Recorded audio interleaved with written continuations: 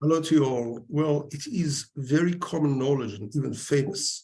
The different religions consume different kind of foods, especially by the Jewish tradition. You see almost every product that is either in Walmart, Target, Trader Joe's, or anywhere else that you buy your food, that there is a kosher sign, or U, or K, or letter K, or a Hebrew letter Kaf, many others.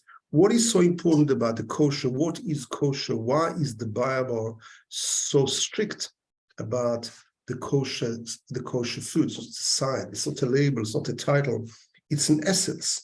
Well, what we consume is what we become. Many animals, fish, fowls, are prey animals.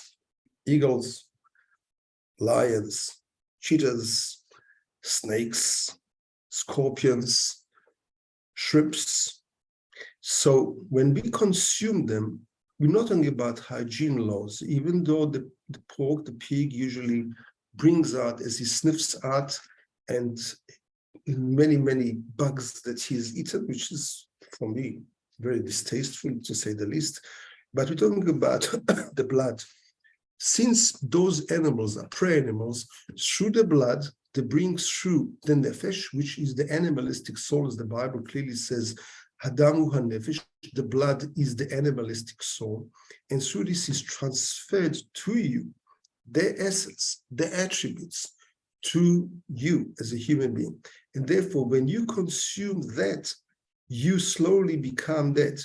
And so if somebody is metaphysically or Kabbalistically sensitive or psychic, they can see on your face, in your eyes, in your behavior, some kind of a coldness, some kind of a, God forbid, cruel attributes, so aggression that comes through after you consume those particular foods. So we shun away from them, and we rather eat domicile animals that are being slaughtered, as we will discuss now, in a very kosher way, in a very particular way, ethical way, so that what we consume helps and supports us rather than brings us down. As the Bible clearly says, that we consume those animals or those that haven't been slaughtered legally, oral law legally correct, then our mind and our heart become shut down.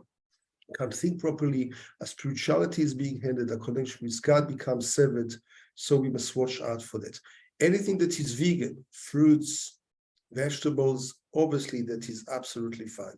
Why do we have to slaughter in a very, very particular way? The reason is that when we don't, first of all, we create animal suffering. And animal suffering is one of the great laws in the Bible that is very, very particular and strict about it. Do not cause pain for anyone else. So yes, we're allowed to consume flesh and meat for our own need as human beings, but we're not allowed to be cruel in that process. So when we bang the heads, or when we shoot them through, or anything other, or when we slaughter them and give them a big sharp knife at the back, we give them lots of pain and suffering in that process. However, in the slaughtering that we have by tradition have been handed down for thousands of years, we do it in the most humane way, and the animal doesn't even know or feel that it was slaughtered, because the blood rush to the brain stops, so she's not even conscious of the fact that her life was taken away for human consumption, which is necessary and needed. So we can do that.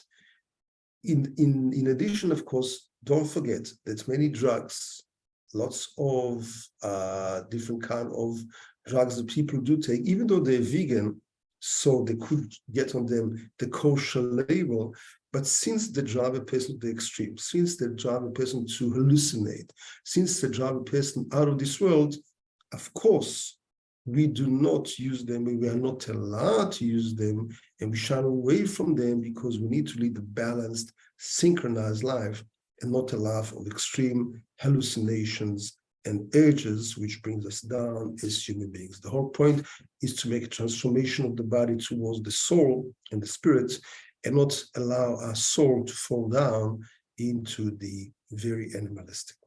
God bless you.